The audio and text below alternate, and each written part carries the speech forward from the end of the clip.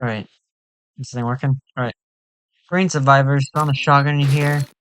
And today I'm making a video of what's the best weapons you should use in SLENDYTUBBIES The Devil Among Us for survival mode. So for starter, we're gonna start with the M1911. Basic pistol, it has a it's a faster fire rate than the M9MN. Basic pistol you start out with. It's only has it's one round less than the pistol you start with. But it deals more damage than the basic pistol. And has a fire fast rate too, which is great for taking out basic enemies, especially useful at boss rushes as well. Next one I recommend is the Pancore Jackhammer. Do you like Pancore Jackhammer? It has 2 fire modes, a semi-auto, which you probably not gonna use as much, and a full auto, which semi-auto is basically that, full auto is that. It's just great for taking out for a lot of enemies, and I commonly use this for taking out enemies. Now, if you get this on wave 5, it's easy to check for the bosses on that wave, the mini bosses. But for that, there's not much else to say about, other than the fact that it's really good. Now, the next one I recommend is the Scar 17. When you get it, it's first on semi-auto, which I usually turn on to full auto when I get it.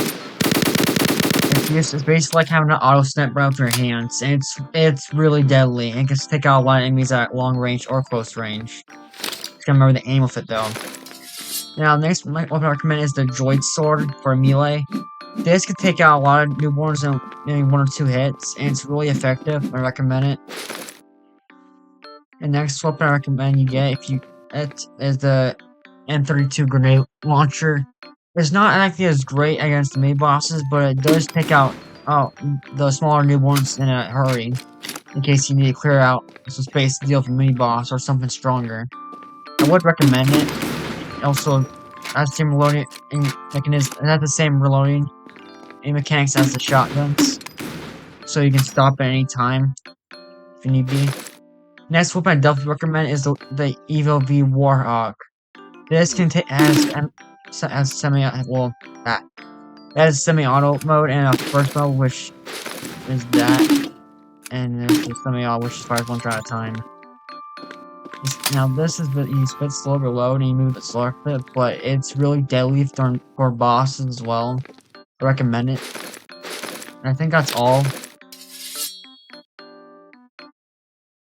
Now, if you don't have the time to that kind of equipment, I recommend when you first start out to get the RE870, because that's the only one you pretty much can afford. It's not as great for shotgun later on, but it does work great for mini boss on wave 2 and on wave 3 if necessary. If you're lucky enough, you could probably sell that. If you're lucky enough, you probably can sell it to get the FAMAS, which is also a good too. That burst mode, which is like something similar to the other weapon, the Warhawk. But it's really useful taking out some enemies on wave 4 and 3.